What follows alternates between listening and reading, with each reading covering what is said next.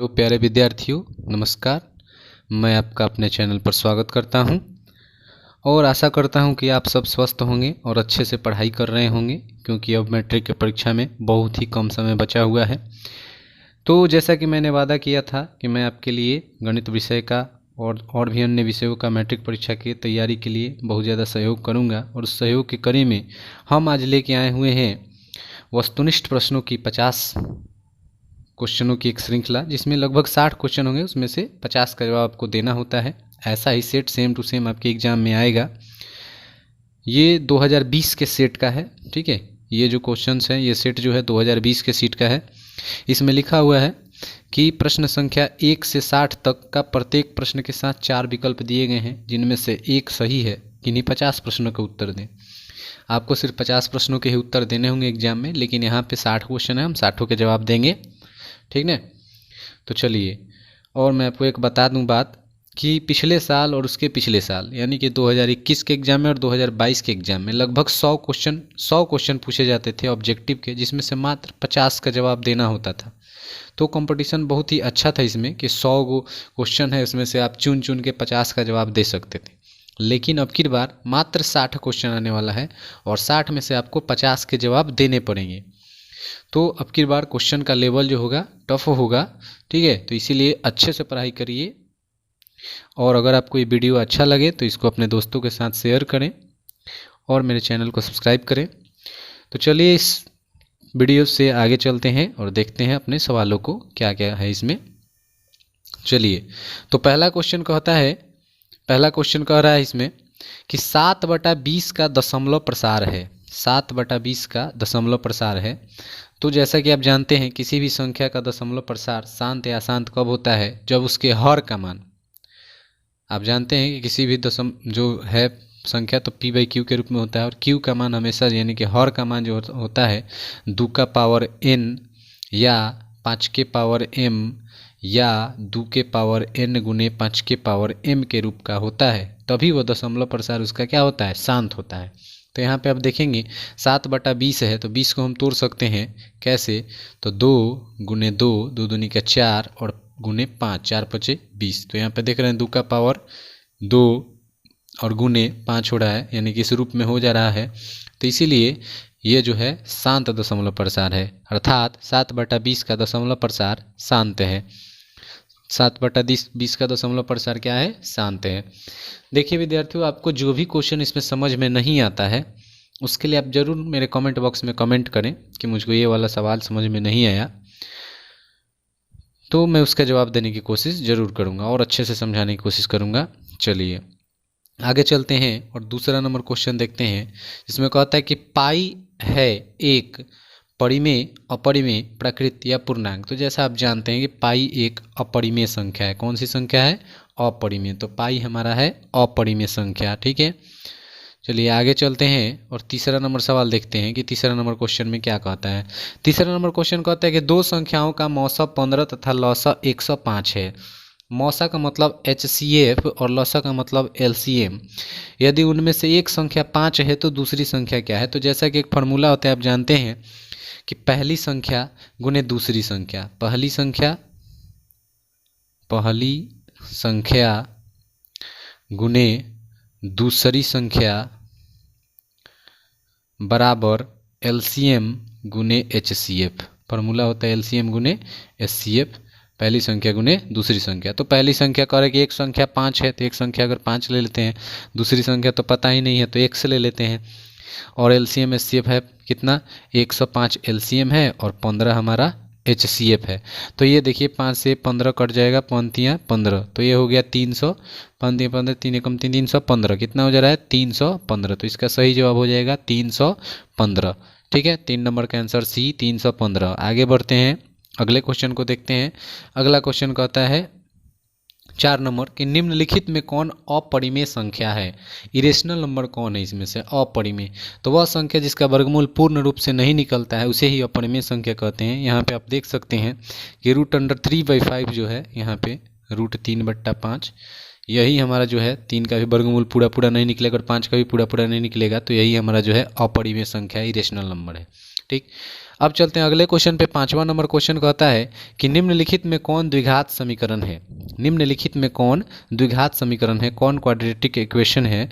तो आप देखते होंगे कि द्विघात समीकरण में जो चर है, चर का घात 2 होना चाहिए और कोई भी चर का घात जो है माइनस में या फिर बटा में नहीं होना चाहिए चर का घात। तो यहाँ पे आप देख रहे हैं पहले क्वेश्चन में ए नंबर ऑप्शन में देखिएगा x² है और 5√x है, तो ये जो है द्विघात समीकरण बिल्कुल ही नहीं है। ठीक है, क्योंकि यहाँ पे √x का मान होता है x बराबर 1/2। √x बराबर क्या होता है, x का पावर 1/2। पावर हमेशा क्या होना चाहिए, पूर्ण संख्या होना चाहिए, तो ये नहीं होगा। बी नंबर ऑप्शन देखते हैं, 2x² है बराबर 2x है माइनस x है, तो जब x से गुना करिएगा ये x से जो बटा वाला x है, तो इसको अगर बनाते हैं आप तो क्या होगा कि 2x² बराबर 2x माइनस 1/x है, तो 1/x से गुना होगा सब में, तो ये हो जाएगा 2x³ और ये हो जाएगा 2x² माइनस 1। तो यहाँ पे देख रहे हैं पावर 3 हो गया, तो जैसे ही पावर 3 होगा तो ये भी नहीं होगा, ये भी नहीं होगा, 2 तो ख़त्म। और ये तीसरा वाला में अब सीधे x³ दिख रहे हैं, तो ये भी ख़त्म। तो बच गया ये हमारा x/1/x, x + 1/x = 2। तो यही हमारा जो है द्विघात समीकरण होगा, क्योंकि ये हो जाएगा क्या, ये हो जाएगा कि x², ये x से बटा में जो है इससे x में गुना होगा, तो x² + 1 = 2x। ठीक है, जब इसको इधर लेंगे x² माइनस 2x + 1 = 0, तो ये हमारा द्विघात समीकरण हो जाएगा। ठीक है, चलिए आगे बढ़ते हैं और अगला सवाल देखते हैं। अगला क्वेश्चन 6 नंबर में कहता है कि 188/220 का सरलतम रूप है। तो 188/220 का सरलतम रूप है, यानी कि इसको कट करने के लिए कह रहा है और ज़्यादा सरल करने के लिए कह रहा है, छोटा करने के लिए कह रहा है। तो इसको छोटा करिए, 188 को काटिए। आप इसको काट सकते हैं 4 से, कितना से, 4 से काट के देखते हैं। 4 से काटेंगे, 4 चौका 16, ये 4 चौका 16 और 2 इसमें बच गया, 4 7 28। इसको 4 से काटेंगे तो ये हो रहा है 4 5 20 और फिर 4 5 20, 47/55। ये हमारा डी नंबर आंसर आ गया, 47/55। 7वां नंबर क्वेश्चन कहता है कि किसी द्विघात बहुपद के शून्यकों की अधिकतम संख्या कितनी होती है। तो किसी भी द्विघात बहुपद है या फिर द्विघात, तो इसका शून्यकों की अधिकतम संख्या 2 होती है, एक अल्फा और एक बीटा। ठीक है, तो एक हो गया द्विघात बहुपदों के शून्यकों की अधिकतम संख्या 2, अल्फा और बीटा। अगर त्रिघात रहता तो अल्फा, बीटा और गामा। चलिए आगे बढ़ते हैं और 8 नंबर सवाल देखते हैं। 8 नंबर सवाल में कहता है किसी पूर्णांक p के लिए विषम संख्या का रूप क्या है। तो कोई भी पूर्णांक हो उसके लिए विषम संख्या का रूप है, तो आप इसको ले सकते हैं 2p। क्या ले सकते हैं, 2p + 1। क्यों, तो मान लेते हैं कि p बराबर हमारा कोई सम संख्या, जैसे मान लीजिए कि p 2 है, p कितना है 2, तो p 2 है, इसमें अगर हम 2 से गुना कर देते हैं तो 2 दूनी का 4, ये तो सम संख्या बन गया, लेकिन एक जोड़ देंगे तो फिर क्या हो जाएगा, विषम संख्या। तो इसीलिए होना चाहिए 2p + 1, विषम संख्या का रूप 2p + 1। तो सही जवाब ए नंबर हो जाएगा 2p + 1। ठीक है, चलिए आगे बढ़ते हैं और अगला सवाल देखते हैं। अगला क्वेश्चन 9 नंबर कहता है कि किसी ओ केंद्र वाले वृत्त के बाह्य बिंदु P से, किसी ओ केंद्र वाले वृत्त के बाह्य बिंदु P से 2 स्पर्श रेखाएं PR तथा PS खींची गई हैं। PR बराबर 8 है, तो PS बराबर कितना होगा। तो इसको हम देखते हैं। मान लीजिए कि ये हमारा हो गया एक वृत्त और बाहर एक बिंदु हमारा स्थित है जिसका नाम है P से इस पर 2 स्पर्श रेखाएं खींची गई हैं। ये हमारा 2 स्पर्श रेखाएं हो गया। P से एक स्पर्श रेखा है PR और एक स्पर्श रेखा है PS। कहता है कि PR जो है 8 है, तो PS कितना होगा। तो जैसा कि आपको पता होगा कि किसी बाह्य बिंदु से वृत्त पर 2 स्पर्श रेखाएं खींची जा सकती हैं और दोनों स्पर्श रेखाओं की लंबाइयां समान होती हैं। तो ये 8 है, तो ये भी कितना हो जाएगा, 8 सेंटीमीटर। तो इसका सही जवाब होगा ए नंबर, 8 सेंटीमीटर। ठीक है, चलिए तो आगे बढ़ते हैं और अगले क्वेश्चन को देखते हैं। ठीक, अगला सवाल हमारा कहता है 10 नंबर कि अल्फा, बीटा और गामा त्रिघात बहुपद ax³ + bx² + cx + d के शून्यक हों तो alpha beta + beta gamma + gamma alpha बराबर वाट। तो ये फार्मूला होता है, ठीक है, जिसमें आपको 3 फार्मूले पढ़ने पड़ते हैं। यदि त्रिघात बहुपद में 3 फार्मूला होता है। एक होता है, पहला जो होता है अल्फा + बीटा + गामा।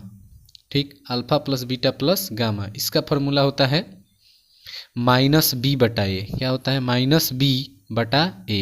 -b/a होता है।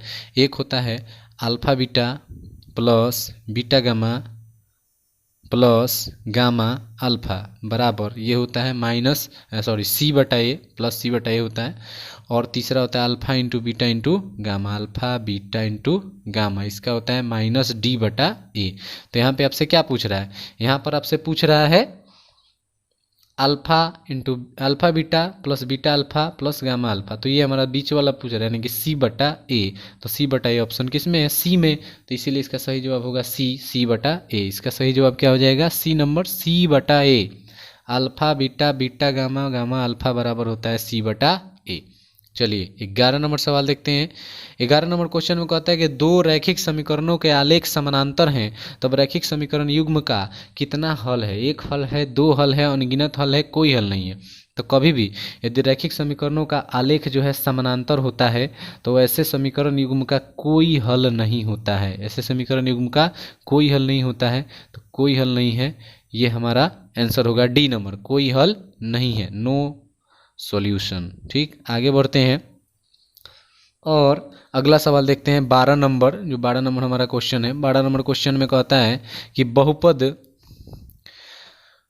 2x³ plus minus 5x square minus 14x plus 8 मतलब 2x³ minus 5x square minus 14x plus 8 के शून्यकों का योग होगा। शून्यकों का योग अर्थात अल्फा, चूंकि ये त्रिघात बहुपद है तो alpha plus beta plus gamma, तो ये तीनों का अभी हमने आपको पिछले ही सवाल में बताया क्या होता है, माइनस बी बटा ए। क्या होता है, माइनस बी बटा ए। तो आप देखेंगे बी के जगह पर क्या दिया है, 5 दिया है, -5। तो फार्मूला का एक माइनस और इसका एक माइनस, तो -5 बटा ए के जगह पर क्या है, 2 है, तो ये हो गया +5/2। कितना हो गया, +5/2। तो आपको सीधा सीधा दिख जाएगा किस नंबर में, डी नंबर ऑप्शन में, कि 5/2 हमारा जो है आ जा रहा है। तो यही हमारा सही आंसर होगा, डी नंबर 5/2। देखिए किसी भी क्वेश्चन को अगर ऑब्जेक्टिव को बनाना है तो ज़्यादा हड़बड़ी में गलत सवाल का जवाब चुन के नहीं आ जाना है, नहीं तो चूँकि इसमें एक भी नंबर नहीं मिलेगा, बिल्कुल गलत हो जाएगा आपका और आपका नंबर कट जाएगा। ठीक है, घर पे आके कहेंगे कि हमने पूरा का पूरा बना के आया तभी मेरा नंबर कम आ गया। तो इसी प्रकार ऑब्जेक्टिव में गलत हो जाता है। अगला सवाल कहता है 13 नंबर कि समीकरण 9x² माइनस 1 = 0 के मूलों की प्रकृति क्या होगी। तो इसको आप आराम से बना सकते हैं, 9x² माइनस 1 = 0 है तो 9x² बराबर हो गया 1 और x² हो गया 1/9, तो x बराबर हो गया √1/9। तो इसका जब वर्गमूल निकलेगा तो हो जाएगा 1/3। तो 1/3 1/3 दो ठो आ गया, तो हमारा जो है मान वास्तविक आ रहा है और क्या आ जा रहा है, समान आ जा रहा है, वास्तविक और समान। चलिए आगे बढ़ते हैं, 14 नंबर क्वेश्चन देखते हैं। 14 नंबर सवाल में क्या कहता है, कहता है कि यदि ए बी सी तथा पी क्यू आर समरूप त्रिभुज हैं जिसमें ए बराबर 42 डिग्री, आर बराबर 80 डिग्री, तो बी बराबर क्या होगा। ठीक, यहाँ पे दो समरूप त्रिभुजों की बात कर रहा है। एक त्रिभुज है ए बी सी, एक कौन सी त्रिभुज है, ए बी सी। तो यहाँ पे हम बना लेते हैं दोनों त्रिभुजों को थोड़ा सा और देखते हैं कैसे इसको बना सकते हैं। ठीक ना, तो दो त्रिभुज हम बनाते हैं। एक त्रिभुज है हमारा ए बी सी। तो चलिए एक त्रिभुज यहाँ पे हमने बना लिया जिसका नाम हमने रख दिया ए बी और सी, और एक इसका समरूप त्रिभुज बना लिया जिसका नाम है पी क्यू आर। कौन सा त्रिभुज है, पी क्यू आर। ठीक है, ये इसका समरूप है पी क्यू आर। अब कहता है कि a बराबर 42 डिग्री, ए जो कोण है वो कितना डिग्री है, 42 डिग्री है। फिर कहता है r बराबर 80 डिग्री, और ये r जो है कितना डिग्री है, 80 डिग्री। तो अब पूछता है कि b बराबर कितना होगा, बताइए कि b कितना होगा। तो चूंकि समरूप त्रिभुज है और समरूप त्रिभुजों का संगत कोण बराबर होता है, तो ये 80 है r, तो ये c भी कितना हो जाएगा, 80 हो जाएगा। इस प्रकार ये b निकाल लेंगे तो 180 में से 42 और 80 जोड़ के घटा लेंगे, तो 42 + 80 यानी कि 180 - 42 + 80 दोनों को जोड़ के घटा लेंगे। ठीक है, तो 2 और 8 4 12, 122 घटा लीजिए 180 में से, आपका जवाब आपके सामने आ जाएगा, यानी कि 58 डिग्री। कितना डिग्री आंसर हो जाएगा, 58 डिग्री। ठीक है, तो हमारा आंसर होगा 58 डिग्री। ठीक है, हमारा आंसर क्या आ जाएगा, 58 डिग्री। ये घबराना नहीं है, किसी भी क्वेश्चन को बड़ा है ऐसे वैसे घबराना नहीं है, एकदम शांति से बनेगा, सब बन जाएगा। ठीक है, आगे चलते हैं।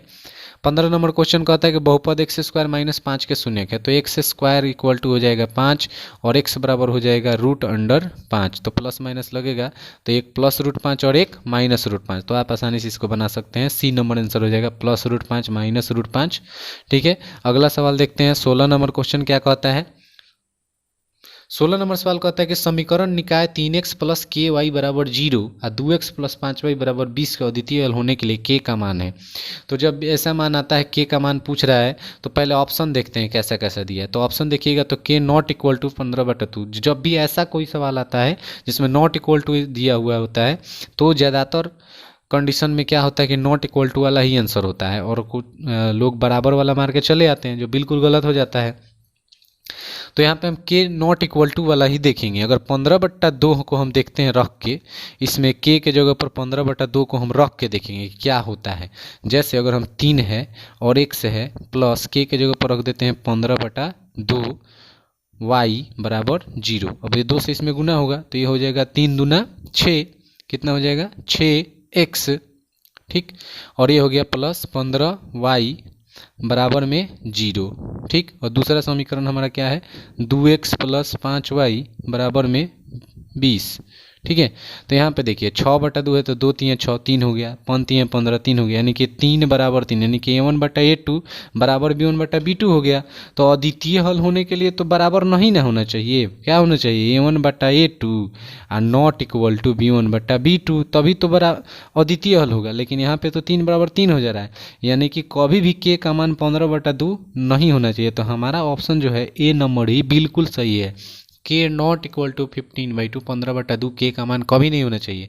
बाकी कुछ भी होगा तो अद्वितीय हल हो जाएगा, लेकिन ये अगर 15/2 हो गया तो अद्वितीय हल नहीं होगा, ठीक है। आगे बढ़ते हैं। अगला सवाल कहता है 17 नंबर कि निम्नलिखित में कौन समानांतर श्रेणी है। समानांतर श्रेणी है मतलब एपी में है, कौन सा एपी में है पूछ रहा है। तो आप देखिएगा यदि है 0.3 से 0.33 हो गया, 0.333 हो गया, तो ये तो बिल्कुल ही एपी में नहीं है, सार्वंतर समान नहीं है। 11 में से घटेगा 10, यहाँ पे 11 में 100, तो बिल्कुल ये भी नहीं है। ये 2 से 4 हुआ, 4 से 8 हो गया, 8 से 16 हो गया, गुणात्मक श्रेणी बढ़ रहा है, ये भी एपी नहीं है।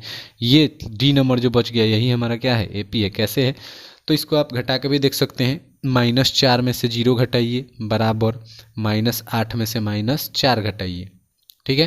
तो इधर घटाइएगा -4 आ गया बराबर, ये हो गया -8 और +4, तो ये भी कितना आ रहा है हमारा -4, और ये भी आ रहा है हमारा -4। तो देख रहे हैं इस प्रकार हमारा जो -4 आ रहा है, तो डी नंबर हमारा जो है एपी में है, क्योंकि सार्व अंतर यहाँ पे क्या है, समान है।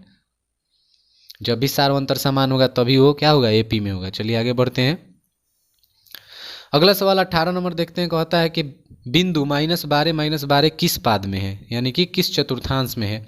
तो जब किसी समतल को ये कितना भाग बांटता है, 4 भागों में, इसे कहते हैं प्रथम पाद, इसको कहते हैं द्वितीय पाद, इसको कहते हैं तृतीय पाद, और इसको कहते हैं चतुर्थ पाद। 4 पाद होते हैं, 4 चतुर्थांश होते हैं। पहले चतुर्थांश में दोनों जो मान होते हैं वो क्या होते हैं, प्लस में होते हैं। दूसरे चतुर्थांश में पहला होता है माइनस में, दूसरा होता है प्लस में। तीसरे चतुर्थांश में दोनों माइनस होता है, और चौथे में पहला प्लस में और दूसरा माइनस में, ठीक है। तो यहाँ पे आप देख रहे हैं -12 और -12 दिया, यानी कि दोनों माइनस है, तो दोनों माइनस किस पाद में होते हैं, तृतीय में। तो यहाँ पे आंसर क्या होगा, तृतीय पाद, यानी कि तृतीय चतुर्थांश, ठीक है। चलिए अगला सवाल देखते हैं। अगले क्वेश्चन में क्या कहता है, 19 नंबर सवाल कहता है किसी समानांतर श्रेणी के लिए निम्नलिखित में कौन सा सूत्र सत्य है, कौन सा फॉर्मूला जो है सत्य है। तो आपने समानांतर श्रेणी में 2 ही फॉर्मूला पढ़े होंगे। एक पढ़ा होगा कि एन बराबर क्या पढ़ा होगा, एन वाला पढ़ा होगा, n equal to a plus n minus 1 into d, ये एक पढ़ा होगा। और एक पढ़ा होगा योग निकालने वाला, एस एन बराबर n/2 into 2a plus n minus 1 into D. तो ऐसा फॉर्मूला यहाँ पे दिख रहा है हमको, ये ए नंबर एस एन बराबर n/2 into 2a plus n minus 1 into D. तो यही हमारा सही जवाब हो जाएगा, ठीक। आगे देखते हैं। अगला सवाल 20 नंबर कहता है द्विघात समीकरण bx² plus ax plus 6c बराबर 0 का विविक्तर होगा। विविक्तर पूछ रहा है, ठीक है। विविक्तर का फॉर्मूला होता है डी बराबर फॉर्मूला हमारा क्या होता है, तो डी बराबर फॉर्मूला होता है कि डी बराबर b² माइनस 4ac, ठीक है। तो आप देखिएगा ऑप्शन में तो फट से आपको लिखे दिखाई देगा कि b² माइनस 4ac, लेकिन b के जगह पर क्या है, आप देख रहे हैं a है, b के जगह पर क्या दिया है, a दिया है। तो ध्यान से इसको बनाना है। b के जगह पर दिया है कितना, a, तो a का स्क्वायर करेंगे -4, और a के जगह पर क्या दिया है b, और सी क्या हमारा सी है। तो आपको देख रहा होगा कि आंसर क्या आ गया हमारा ए स्क्वायर माइनस 4bc। लेकिन कितना लोग मार के चलाएगा इसको, जो कि ये बिल्कुल क्या है, गलत है। यहाँ पे आंसर क्या होगा, बी नंबर होगा। और आप समझेंगे कि आपने क्या कर दिया है, ये सही जवाब मार के आया है, लेकिन ये बिल्कुल क्या है, हमारा गलत जवाब है। सही जवाब होगा ए स्क्वायर माइनस 4bc। ठीक है, आगे बढ़ते हैं और अगले सवाल को देखते हैं। अगला क्वेश्चन कहता है 21 नंबर कि त्रिभुज का क्षेत्रफल वर्ग इकाई में जिसका शीर्ष -40, 03 तथा 00 है। तो यहाँ पे आप मान पहले रख लीजिए, ये हमारा है x1 और कितना है y1, फिर है x2 y2 x3 y3, सबका मान इसमें हो गया। अब आप फार्मूला लगाएंगे कि 1/2 x1 into y2 minus y3 plus x2 into y3 minus y1 plus x3 तो y1 माइनस y2। ठीक है, यही फार्मूला होता है। चलिए अब आराम से फार्मूला रखते हैं। 1/2 का 1/2, x1 के जगह पर हो गया माइनस में 4, x1 के जगह पर हो गया -4, y2 के जगह पर हो गया 3 और y1 के जगह पर 1, y1 के जगह पर 0, तो 3 माइनस 0 प्लस, अब ये देखिए x2 का मान क्या है 0, और 0 है और यहाँ पे कुछ भी है उससे हमको क्या मतलब है, 0 से जब गुना करेंगे तो ये पूरा 0 हो जाएगा, तो ये तो पूरा ख़त्म 0 हो जाएगा। फिर x3 का मान भी क्या है 0 ही है, ये भी क्या है 0, तो 0 से किसी भी चीज़ में गुना करेंगे ये भी क्या हो जाएगा हमारा 0, तो ये पूरा इधर वाला तो ख़त्म ही हो गया। अब बच गया सिर्फ ये, तो 1/2 का 1/2 बच गया और ये माइनस में 4 बच गया, गुना 3 बच गया। कितना बच गया 3, तो उसको गुना कर लीजिए, 2 दूना का 4 -2 और 3 दूना -6 आ रहा है। लेकिन त्रिभुज का क्षेत्रफल का बात कर रहा है तो क्षेत्रफल तो कभी माइनस में आता नहीं, तो इसीलिए इसको +6 कर देंगे और यही हमारा सही आंसर होगा +6। तो 6 जो है ए नंबर में आ रहा है, ए नंबर ऑप्शन जो है बिल्कुल ही सही है। ऑप्शन नंबर ए 6 इसका क्षेत्रफल हो जाएगा। आप भी निकाल के देख सकते हैं फार्मूला से, कोई दिक्कत नहीं होगी। चलिए आगे बढ़ते हैं। अगला सवाल देखते हैं, कहता है सभी समबाहु त्रिभुज होते हैं। समबाहु त्रिभुज जो होते हैं, सभी समबाहु त्रिभुज क्या होते हैं, समरूप होते हैं, एक रूप के होते हैं। मान लीजिए हमने एक बड़ा सा समबाहु त्रिभुज बनाया और एक छोटा सा समबाहु त्रिभुज बनाया, तो ये दोनों सर्वांगसम तो नहीं होगा लेकिन एक ही रूप का होगा, तो इसीलिए इसे क्या कहेंगे, समरूप कहेंगे, समरूप। ठीक है, जैसे ये ए है, बी है और ये सी है और ये डी, ई और एफ है, तो हम कह सकते हैं कि त्रिभुज ए बी सी और समरूप त्रिभुज डी ई एफ। इसको ये समरूप का साइन है, आप जानते होंगे, तो इसीलिए क्या है, समरूप है। ठीक है, आगे बढ़ते हैं और अगला सवाल को देखते हैं। 23 नंबर क्वेश्चन को कहता है कि यदि बहुपद x² माइनस 3x प्लस 5 के शून्यक a और b हो तो 4 इंटू ए प्लस बी बराबर क्या होगा। अगर मानते हैं अल्फा प्लस बीटा कह रहा है, क्या कह रहा है, अल्फा प्लस बीटा, अल्फा और बीटा हो। ठीक है, तो 4 इंटू अल्फा प्लस बीटा का होता है 4 इंटू अल्फा प्लस बीटा। अगर हम मानते हैं तो अल्फा प्लस बीटा बराबर क्या होता है, -b/a। तो 4 और माइनस बी का मान क्या है यहाँ पे -3, तो माइनस माइनस क्या हो गया +3 और बटा में ए है, ए के जगह पर कुछ नहीं है, तो 4 तियाँ 12, कितना हो गया 12। सही जवाब हमारा हो गया 4 तियाँ 12, चूँकि गुना है और ये प्लस में हो जाता है तो 4 तियाँ कितना हो गया 12 हो गया। ठीक है, तो सही जवाब हमारा क्या हो जाएगा 12। ठीक ना, चलिए आगे बढ़ते हैं। अगला क्वेश्चन देखते हैं 24 नंबर कहता है कि समानांतर श्रेणी 5, 8, 11, 14 डैश डैश डैश के 24 पदों का योग पूछ रहा है। क्या पूछ रहा है, योग। तो यहाँ पे आप देखेंगे कि ए का मान दे दिया है 5 और डी का मान 5 3 8 8 3 11 3 हो गया, तो ए बराबर हमारा कितना है 5, डी बराबर यानी कि सार अंतर कितना है 3 है और एन का मान कितना है 24 है। तो क्या पूछ रहा है, एस एन पूछ रहा है। क्या पूछ रहा है, एस एन बराबर क्या होगा। तो एस एन का फार्मूला लगाएंगे। ठीक है, कि एस एन बराबर क्या होता है, तो एस एन का फार्मूला हम लगा देते हैं। इसको थोड़ा सा छोटा कर लेते हैं कि अच्छा से बन जाए। एस एन का फार्मूला लगाएंगे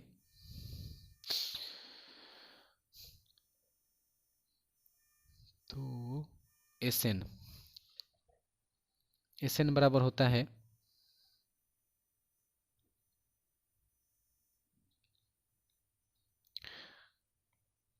एस एन इक्वल टू होता है n/2। अभी हमने फार्मूला ही बताया था इसका, 2a plus n minus 1 into D. अब मान सबका भर लेंगे।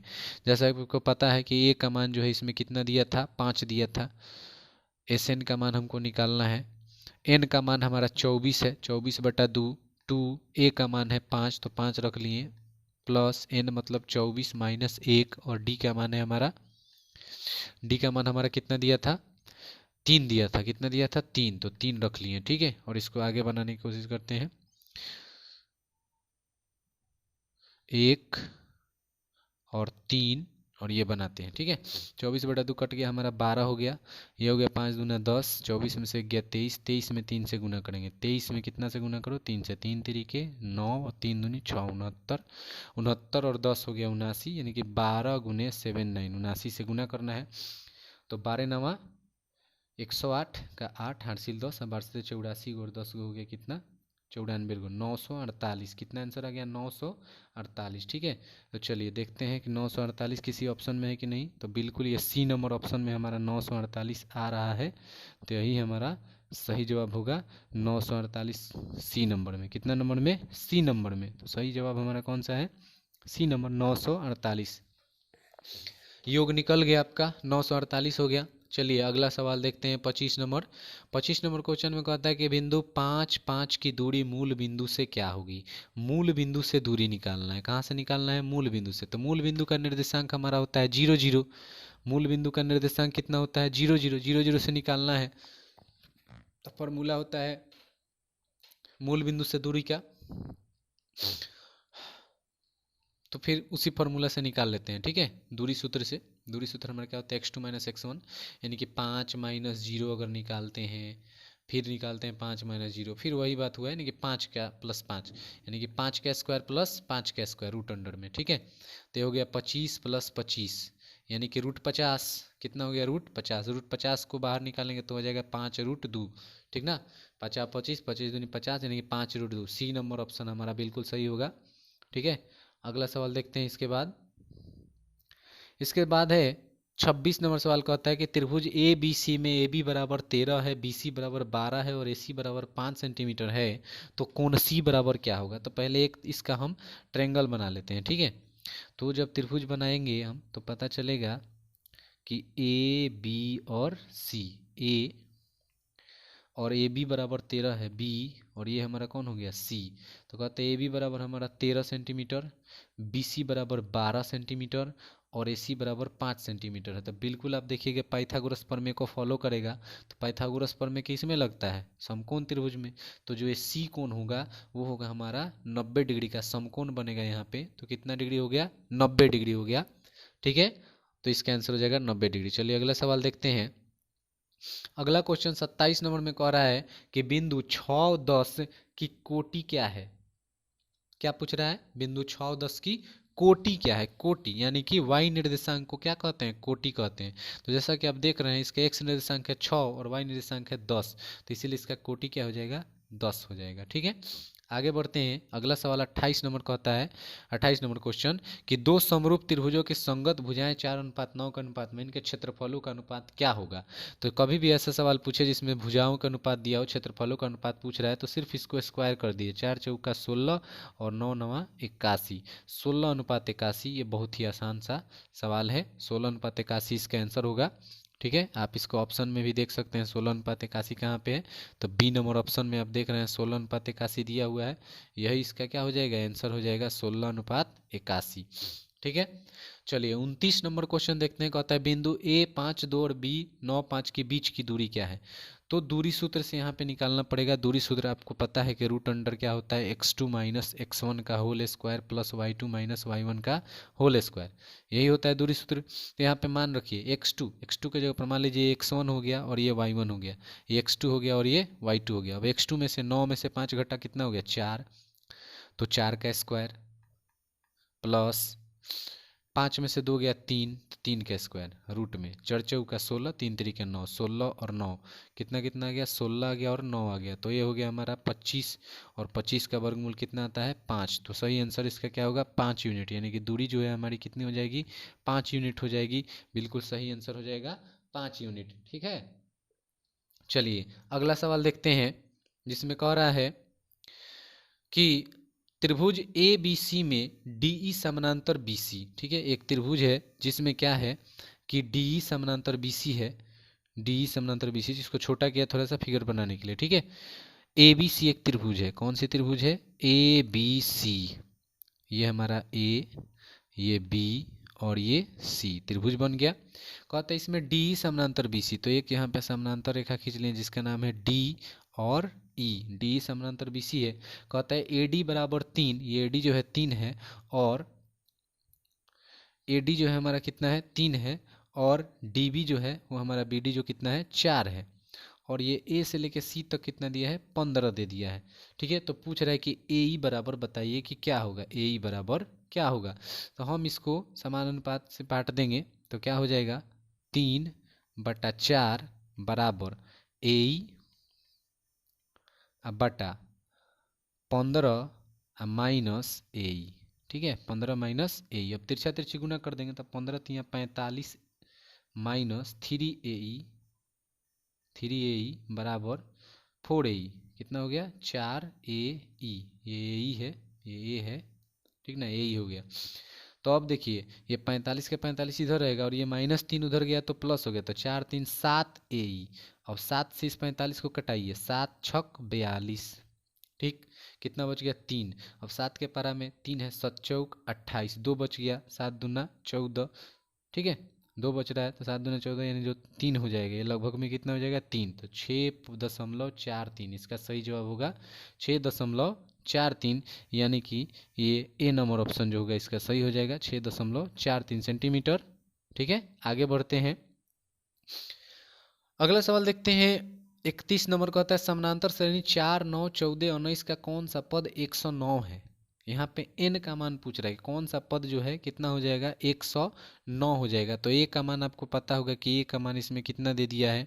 ठीक है, a का मान हो गया 4, d का मान कितना दिया है 9 में से 4 गया 5, 5 हो गया, d का मान 5 हो गया, a का मान 4 हो गया, n का मान पूछ रहा है। ठीक है, और अंतिम पद हमारा एन का मान दे दिया है 109। तो सिर्फ एन का मान पूछ रहा है, कौन सा फार्मूला लगाएंगे।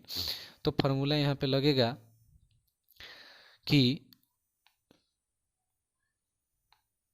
ए एन बराबर a plus n minus 1 into d. यही फार्मूला लग गया। एन का मान दे दिया है हमारा 109, एन का मान कितना दे दिया है 109 दे दिया है। पूछ रहा है कौन सा पद 109 होगा, तो हमारा 109 है तो 9 हो जाएगा 109। ए का मान है हमारा 4, ए का मान कितना है 4 है, प्लस एन का मान ही निकालना है -1 इंटू डी का मान है 5, कितना है 5 है। तो ये देखो 109 बराबर 4 प्लस 5n, तो 5n हो जाएगा, -5 एक कम 5, 4 में से 5 निकल गया तो बच गया -1, -1 किधर आएगा तो क्या हो जाएगा 110 प्लस में हो जाएगा, और इधर बच गया 5n, 5 से काट लेंगे 110 कितना बार में 22 बार में, तो n बराबर हमारा कितना गया 22। n बराबर 22 कितने ऑप्शन में है, डी नंबर ऑप्शन में n बराबर 22 हमारा दिख रहा है। आपको सीधा सीधी दिख जाएगा कि डी नंबर ऑप्शन में जो है n बराबर कितना है 22 है। ठीक है, तो n बराबर हमारा 22 क्या हो जाएगा, आंसर हो जाएगा 22वां पद। सही जवाब है 22वां पद। चलिए आगे बढ़ते हैं। अगला सवाल देखते हैं, कहता है tan थीटा बराबर 12/5, तो साइन थीटा बराबर क्या। तो जैसा आपको पता होगा कि tan थीटा बराबर क्या होता है, तो tan थीटा बराबर होता है p/b। p/b मतलब लंब बटा आधार, तो लंब यहाँ पे कौन हो जा रहा है 12 और बटा में आधार कौन हो जा रहा है 5, तो कर्ण निकालेंगे यानी कि h का मान निकालेंगे। h का मान निकालेगा फॉर्मूला √h² प्लस जो होगा पाइथागोरस प्रमेय से निकालिएगा, तो √p² प्लस b² यानी कि 12 का स्क्वायर 144, 5 का स्क्वायर 25, तो ये हो जाएगा √169, और √169 का मतलब हो गया कितना 13, कितना हो गया 13 हो गया, तो h का मान 13 आ गया। अब साइन थीटा पूछ रहा है, तो साइन थीटा बराबर होता है लंब बटा कर्ण, लंब हमारा है 12 और कर्ण है 13, तो सीधा सीधी जवाब हो जाएगा 12/13। ठीक है, 12/13। ये बहुत ही बेसिक सवाल है त्रिकोणमिति का। चलिए अगला सवाल देखते हैं। अगला क्वेश्चन में क्या कहता है, 23 नंबर के बिंदु -7 5 और b 4 2 को मिलाने वाले रेखाखंड के मध्य बिंदु का क्या नियामक होगा। मध्य बिंदु का नियामक क्या होगा, तो मध्य बिंदु के नियामक का फॉर्मूला होता है x1 प्लस x2 बटा 2, y1 प्लस y2 बटा 2, यही इसका फॉर्मूला होता है।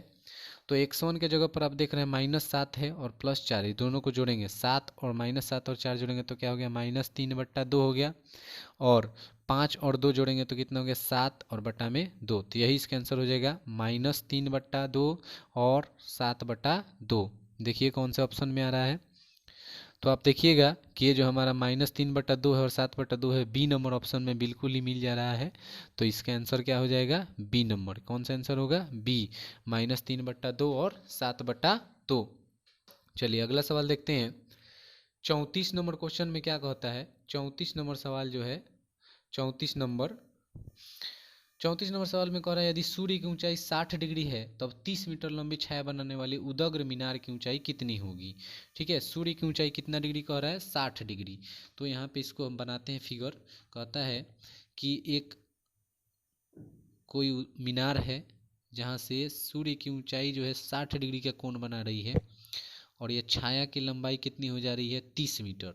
छाया की लंबाई 30 मीटर, सूर्य की ऊंचाई 60 डिग्री का कोण बना रही है। यहाँ पे सूर्य है, तो पूछता है कि एच का मान कितना होगा।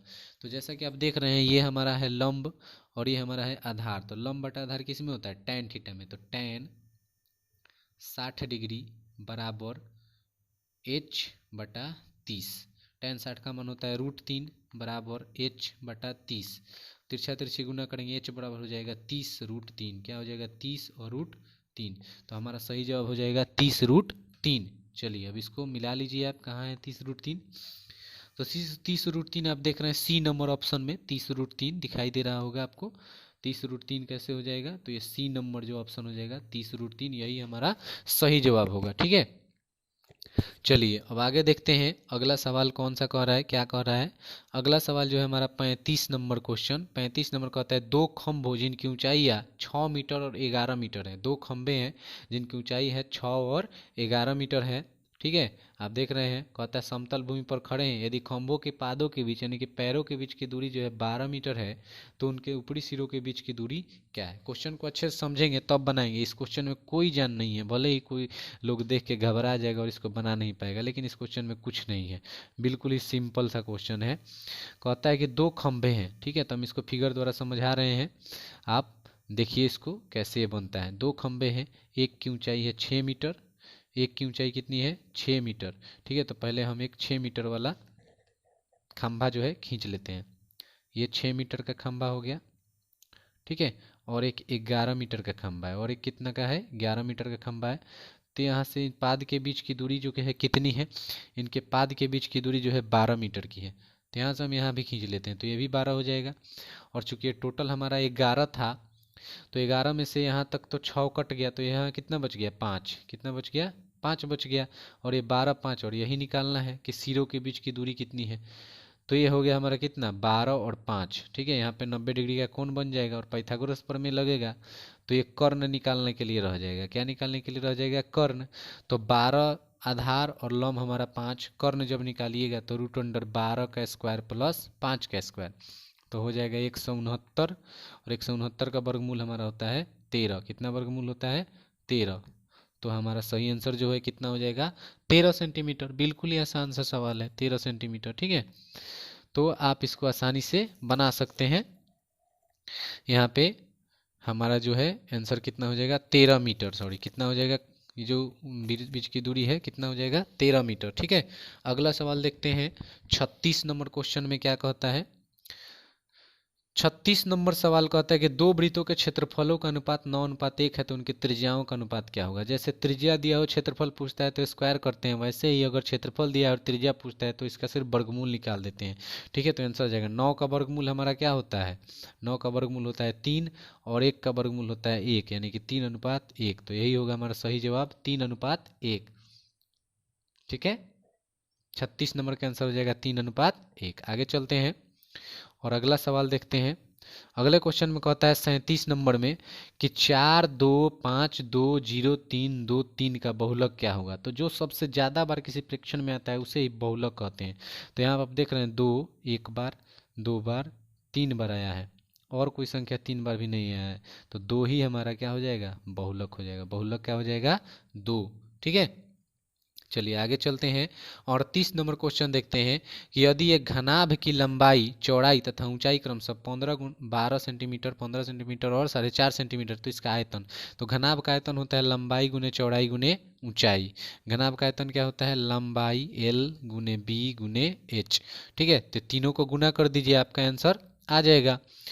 तो तीनों गुना करते हैं, ठीक ना, जो 15, 12 और 4.5 को गुना करते हैं। ठीक, तो 15, 12, 4.5 को गुना कीजिए, 12 से गुना कर लेते हैं या फिर 12 से इसी में गुना कर लेते हैं, बाद में 15 से गुना कर लेंगे।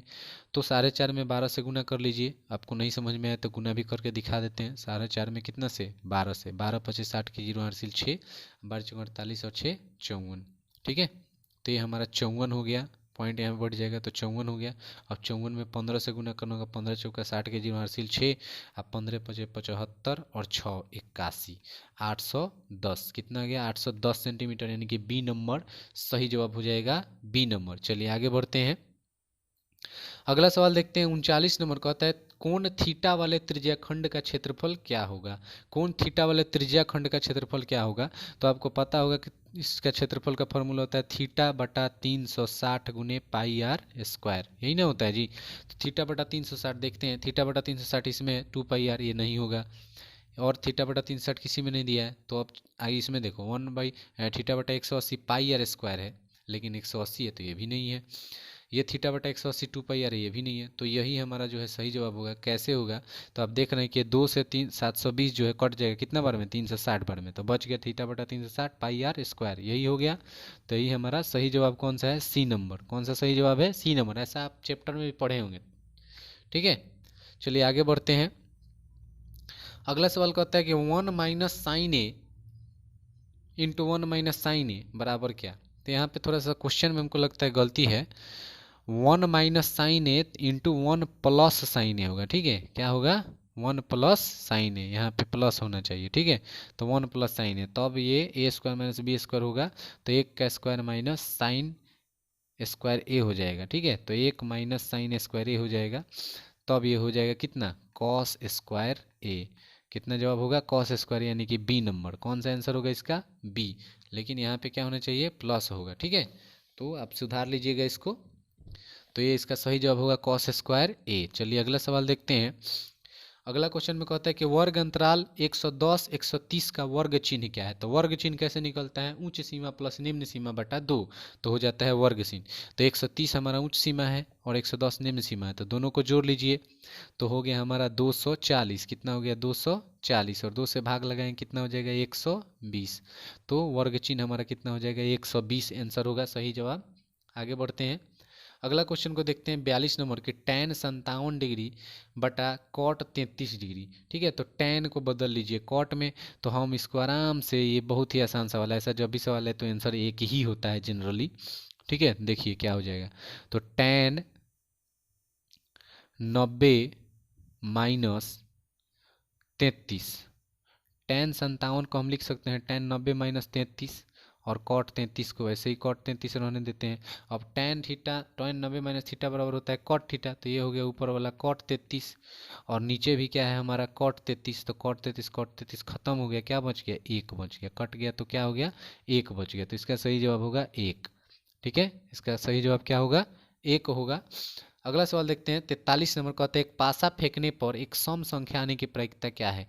तो जब भी पासे में आपको पता होगा कि 6 संख्याएं होती हैं, 1 2 3 4 5 और 6, तो सम इसमें कौन कौन है? 2 है, 4 है और 6 है। सम संख्याओं की संख्या कितनी है? 3। तो नंबर ऑफ ई बराबर हमारा हो गया 3। नंबर ऑफ ई बराबर कितना हो गया? 3। और नंबर ऑफ एस यानी कि कुल जो संख्या है पासा में कितनी होती है? 6। तो 3 बट्टा 6 कट जाएगा, कितना होगा? 1 बट्टा 2 हो जाएगा, 1 बट्टा 2। तो सही जवाब हमारा क्या होगा? 1 बट्टा 2। ठीक है, आगे बढ़ते हैं और अगला क्वेश्चन को देखते हैं 44 नंबर। 44 नंबर क्वेश्चन कहता है कि दी गई आकृति में कोण ए ओ बी बराबर 115 डिग्री, तो कोण ए पी बी बराबर कितना होगा? तो आपको देख लीजिए ए ओ बी कहाँ है? ए ओ बी, ये जो हमारा कोण है यही हमारा कितना डिग्री दिया है? 115 डिग्री दिया है, 115। तो यहाँ पे तो आपको पता होगा कि 90 डिग्री कोण बनता है, यहाँ भी 90 डिग्री का कोण बन जाता है। तो 90 और 115, ठीक है, जोड़ लीजिए कितना हो रहा है? 90 90 180 और 115, तो 180 अब प्लस 115, ये 5 का 5 हो गया, 8 एक 9 हो गया और 1 1 2 हो गया, 295 डिग्री। तो ये कुछ बन गया, ये कोण जो है बच गया है। तो कोण ए पी भी पूछ रहा है, ए पी बी, यही कोण भी पूछ भी रहा है। तो 295, 360 में से 295 सिर्फ घटा लीजिए, हमारा आंसर क्लियर आ जाएगा। 5 का 5 आ गया, 10 में से 5 गया 5 और 15 में से 9 गया 6 बच गया, ये कट गया। तो कितना डिग्री आ जा रहा है? 65 डिग्री। तो बिल्कुल हमारा सही जवाब कौन सा होगा? 65 डिग्री होगा। ठीक है, कितना होगा? 65 डिग्री। अब देखेंगे ऑप्शन में कहाँ पे 65 डिग्री, तो बी नंबर ऑप्शन में हमारा जो है 65 डिग्री मिल जा रहा है। तो आंसर हो जाएगा 65 डिग्री। ठीक है, अगला सवाल देखते हैं। अगले क्वेश्चन में कहता है कि 5 sec square a minus 10 square a equal to what. तो यहाँ पे देखिए ये बहुत ही आसान क्वेश्चन है। 5 हमारा जो है कॉमन निकल जाएगा, बच जाएगा सेक स्क्वायर ए माइनस 10 स्क्वायर ए, और सेक स्क्वायर ए माइनस 10 स्क्वायर ए बराबर 1 होता है। तो 5 में 1 से गुना कर देंगे, 5 एक कम कितना? 5। तो सही जवाब हमारा होगा ए नंबर 5। ठीक है, अगला सवाल देखते हैं। कहता है 46 नंबर कि एक निश्चित घटना की प्रायिकता होती है। तो जब भी कोई निश्चित घटना होती है जिसकी प्रायिकता निश्चित होती है, तो वैसे घटना की प्रायिकता जो है 1 होता है, हमेशा क्या होता है? 1। तो इसका सही जवाब हो जाएगा 1। ठीक है, निश्चित घटना की प्रायिकता 1 होती है और निश्चित घटना की प्रायिकता 0 होती है। तो यहाँ पे निश्चित घटना पूछ रहा है, तो एब्सोल्यूट घटना का जो है, श्योर इवेंट का जो है घटना का प्रायिकता होता है 1। चलिए 47 नंबर क्वेश्चन देखते हैं। कहता है निम्नलिखित में कौन cos 30 डिग्री के बराबर होता है? ठीक है, cos 30 के बराबर। तो जैसा कि आपको मान सारणी पता होगा, तो इसमें देखिए साइन cos का 45 दिया है, साइन 60 दिया है, tan 30 दिया है और cos 60 दिया है। तो कौन जो है cos 30 के बराबर होता है, जिसका मान cos 30 के मान, तो cos 30 का मान जो है हमारा साइन कितने डिग्री के मान के बराबर होता है? सोच के बताइए। साइन 60 डिग्री के मान के बराबर होता है, क्योंकि साइन के उल्टा विपरीत से चलता है कॉस का मान। तो कॉस 30 का मान साइन 60 के मान के बराबर होता है। तो सही जवाब हो जाएगा साइन 60 डिग्री। चलिए अगला सवाल देखते हैं। 48 नंबर क्वेश्चन जो है, 48 नंबर क्वेश्चन में कहता है कि निम्नलिखित में कौन केंद्रीय प्रवृत्ति का माप नहीं है? केंद्रीय प्रवृत्ति का माप 3 होता है, माध्य, माध्यिका और बहुलक। माध्य, माध्यक और बहुलक, या माध्य, माध्यिका और बहुलक। ठीक है, तो ये जो मानक विचलन है इसमें एक्स्ट्रा सा आ गया है, तो यही इसका जो है सही आंसर होगा कि ये केंद्रीय प्रवृत्ति का माप नहीं है, मानक विचलन। चलिए 49 नंबर सवाल देखते हैं। 49 नंबर क्वेश्चन में क्या कहता है? कहता है sine square theta into cosec theta बराबर वाट। तो इसको हम आसानी के साथ तोड़ सकते हैं, लिख सकते हैं कि साइन स्क्वायर थीटा, यहाँ पे साइन स्क्वायर थीटा का साइन स्क्वायर थीटा रन देते हैं, और इंटू 1 बाई साइन थीटा लिख लेते हैं। कॉसेक थीटा के जगह पर 1 बाई साइन थीटा। अब साइन थीटा से ये स्क्वायर वाला खत्म, तो सिर्फ कितना बच गया? Sine theta. गुना किए साइन थीटा से 1 में साइन थीटा का साइन थीटा, तो आंसर हमारा कौन हो जाएगा? Sine theta. 49 का ए। चलिए अगला सवाल देखते हैं। 50 नंबर सवाल में कहता है कि दो प्रतिच्छेदी वृत्तों के उभयनिष्ठ स्पर्श रेखाओं की संख्या कितनी है? सवाल को अच्छे से पढ़ेंगे। दो प्रतिच्छेदी वृत्त, वृत्त कैसे होने चाहिए? प्रतिच्छेदी, अर्थात एक वृत्त ये हमारा है और एक वृत्त इसको प्रतिच्छेद करते हुए ऐसे जाएगा। अब पूछ रहा है कि इस पर उभयनिष्ठ स्पर्श रेखा जो दोनों को स्पर्श करे, तो एक तो यहाँ से जा सकता है जो स्पर्श करके चला जाएगा दोनों को, ये दोनों पर, और एक यहाँ से जा सकता है जो दोनों को स्पर्श करके जाएगा। इसके अलावा कोई ऐसा रेखा नहीं है जो खींचिएगा जो इन दोनों को स्पर्श कर रहे हैं उभयनिष्ठ रूप से। तो इसलिए स्पर्श रेखाओं की संख्या कितनी हो जा रही है? 2। कितनी हो जा रही है? 2। तो सही जवाब हमारा होगा 2। ठीक है, अब चलते हैं आगे। 50 क्वेश्चन हमारे पूरे हो चुके हैं। 50 क्वेश्चन में जिसको भी कोई दिक्कत हो कृपया कमेंट बॉक्स में ज़रूर कमेंट करें। ठीक है, और अपने दोस्तों के पास ज़्यादा से ज़्यादा शेयर करिए। चलिए आगे चलते हैं। 51 नंबर क्वेश्चन देखते हैं। क्या कहता है? कहता है यदि अल्फा बराबर बीटा बराबर 45 डिग्री, तो साइन अल्फा प्लस बीटा का मान क्या होगा? ठीक है, अब चूंकि यहाँ पे सीधा सीधी कह रहा है कि अल्फा का मान और बीटा का मान दोनों का मान 45 ही है, और कहता है साइन अल्फा प्लस बीटा बताओ। तो अगर हम 45 भर देते हैं इसके जगह पर, तो 45 हो गया 90, यानी कि पूछ रहा है सीधा सीधी कि साइन 90 का मान क्या होगा।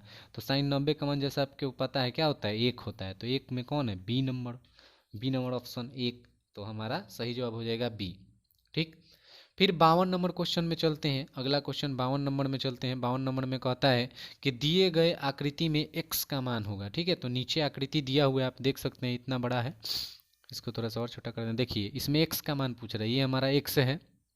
अब ध्यान से देखेंगे, यहाँ पे एक बाह्य बिंदु है जहाँ से दो स्पर्श रेखा है, बी एक बाह्य बिंदु है, बी से दो स्पर्श रेखा खींची गई है, एक है बी क्यू और एक है बी आर। तो इधर 10 है तो ये भी कितना हो जाएगा 10। तो 10 इधर से हो गया तो इधर भी हमारा कितना बच जाएगा 10 ही ना बचेगा।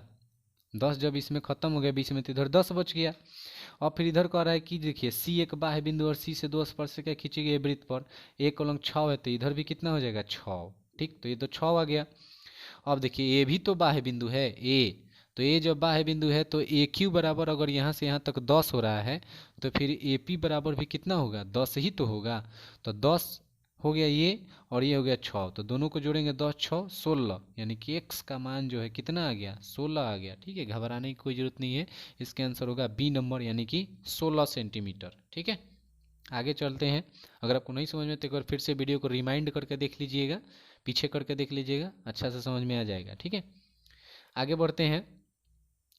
अगला सवाल देखते हैं 53 नंबर। 53 नंबर कह रहा है एक शंकु के आधार का व्यास 10 सेंटीमीटर और इसकी ऊंचाई 12 सेंटीमीटर है, तो शंकु का आयतन क्या है। तो देखिए शंकु का आयतन का फॉर्मूला क्या होता है। शंकु के आयतन का फॉर्मूला होता है 1/3 pi r square h, pi r square h. तो 1/3 का 1/3, पाई का पाई, आर स्क्वायर, आधार का व्यास चूंकि 10 दिया है तो त्रिज्या हमारा कितना हो जाएगा 5 हो जाएगा, तो इसमें हम 5 × 5 लिख देते हैं। और एच का मान यानी कि ऊंचाई कितना दिया है 12, तो 12 लिख लेते हैं। ये कट जाएगा 3 चौका 12, 5 चौका 20, 20 25 100, 100 पाई। आंसर क्या हो जाएगा हमारा 100 पाई। ठीक है, कितना हो गया 100 पाई। डी नंबर में ऑप्शन में आपको दिख रहा होगा 100 पाई, तो बिल्कुल इसका सही जवाब हो जाएगा 53 नंबर का 100 पाई। ठीक है, अगला सवाल देखते हैं 54 नंबर। 54 नंबर सवाल में कहता है कि यदि वर्ग का विकर्ण 16√2 सेंटीमीटर हो तो वर्ग की भुजा की लंबाई क्या होगी। तो जैसा आपको पता होगा कि वर्ग का विकर्ण का फॉर्मूला क्या होता है √2 × भुजा। वर्ग का विकर्ण बराबर, विकर्ण का फॉर्मूला क्या होता है, वर्ग का विकर्ण बराबर √2 × भुजा। वर्ग का विकर्ण क्या होता है √2 × भुजा, तो √2 गुने भुजा। ठीक है, और बराबर कितना दिया है 16√2, कितना दिया 16√2। तो ये देखो √2 से √2 क्या हो जाएगा खत्म, तो बच कितना गया भुजा बराबर 16, भुजा बराबर कितना बच गया 16 सेंटीमीटर। तो इसका सही जवाब हो जाएगा 16 सेंटीमीटर, ये ए नंबर। ठीक है, तो 54 का आंसर हो जाएगा ए 16 सेंटीमीटर। वर्ग की भुजा कितनी आ गई 16 सेंटीमीटर। आगे बढ़ते हैं। अगला सवाल कहता है 55 नंबर के साइन पी बराबर साइन क्यू और साइन पी बराबर क्यू न्यून कोण हो तो क्या होगा। पी बराबर क्यू होगा या पी बड़ा होगा क्यू से या पी छोटा होगा क्यू से, इनमें से कोई नहीं होगा। तो जब भी साइन पी और साइन क्यू बराबर होता है और पी और क्यू दोनों न्यून कोण होता है, इसका मतलब है कि साइन पी और क्यू जो दोनों है दोनों क्या है बराबर है, दोनों क्या है बराबर। तो इसका सही जवाब हो जाएगा पी = क्यू। चलिए अगला सवाल देखते हैं 56 नंबर। 56 नंबर जो सवाल है हमारा कहता है कि आर त्रिज्या तथा एच ऊंचाई वाले बेलन का वक्र पृष्ठ क्षेत्रफल वर्ग इकाई में क्या होगा। तो बेलन का वक्र पृष्ठ क्षेत्रफल जो होता है 2πRh होता है, 2πRh। ठीक है, फॉर्मूला ही पूछ रहा है तो सीधा सीधे दिख रहा है 2πRh, बी नंबर में आपको बी नंबर आंसर हो जाएगा। ठीक, 57 नंबर क्वेश्चन पूछ रहा है कि 14 सेंटीमीटर व्यास वाले एक अर्धगोले का कुल पृष्ठीय क्षेत्रफल क्या होगा। ठीक है, अर्धगोला है, क्या है अर्धगोला, तो अर्धगोला का कुल पृष्ठीय क्षेत्रफल पूछ रहा है। ठीक है, और अर्धगोला का कुल पृष्ठीय क्षेत्रफल होता है 3πr²। क्या होता है 3πr²। तो 3 का 3, पाई का पाई, r²। चूंकि व्यास 14 है तो त्रिज्या हमारा 7 हो जाएगा। व्यास हमारा कितना है 14, तो त्रिज्या कितना हो जाएगा 7, तो 7 रखेंगे, 7 × 7। ठीक है, तो 7 7 49, 49 में 3 से गुना कर दीजिए, 49 × 3 यानी कि 9 3 27 के साथ 7 लास्ट में किस में 147 में, जते हैं 12 और 2 कितना 9 3 27 के साथ हासिल 2, 3 चौका 12 2 14, यानी कि 147 पाई। ठीक है, 147 पाई सेंटीमीटर क्यूब। क्या आंसर हो जाएगा 147 पाई सेंटीमीटर स्क्वायर, सॉरी क्या हो जाएगा स्क्वायर। चलिए आगे बढ़ते हैं। अगला सवाल देखते हैं 58 नंबर कहता है cos 90 - a। तो ये तो फार्मूला हो गया cos 90 - थीटा बराबर क्या होगा, तो साइन थीटा। क्या हो जाएगा साइन थीटा, सही जवाब है sine theta. Sine 90 - theta cos theta, cos 90 - theta sine theta. आगे बढ़ते हैं।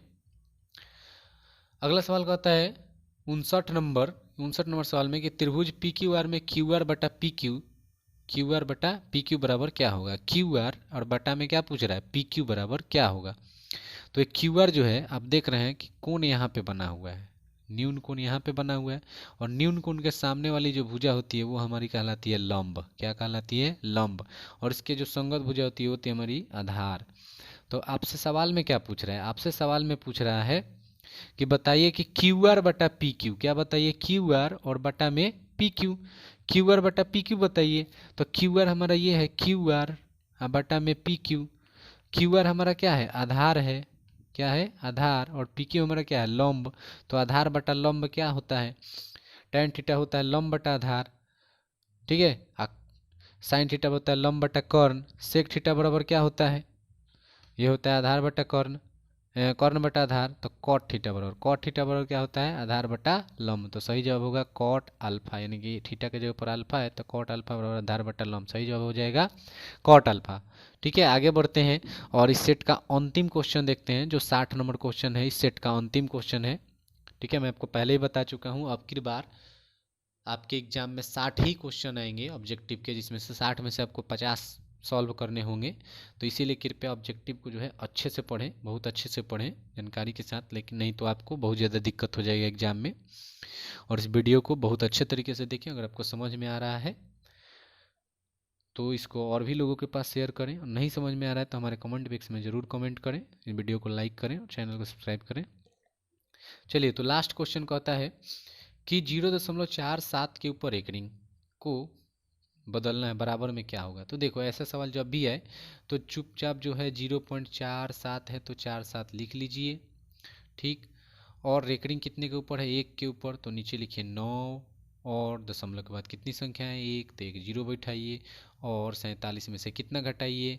किसके ऊपर एक रिंग नहीं है? 4 के ऊपर, तो 4 इसमें से घटा लीजिए तो हो जाएगा ये। चूँकि पॉइंट तो ख़त्म हो चुका है, तो सीधा सीधे ये पॉइंट ख़त्म कर लेते हैं। तो बच गया 47 में से 4 गया, कितना बच गया? 43, और बटा में कितना? 90। तो 43 बटा 90 देखेंगे ऑप्शन में किस में है? 43 बटा 90 ए नंबर में। किस में है? ए नंबर में। तो सही जवाब हमारा होगा ए नंबर, 43 बटा 90। ठीक है, तो आज के वीडियो में बस इतना ही है। थैंक यू, थैंक यू देखने के लिए पूरा, ठीक ना। और इसको ज़्यादा से ज़्यादा शेयर करिए, लाइक करिए और चैनल को सब्सक्राइब करिए। बहुत बहुत धन्यवाद।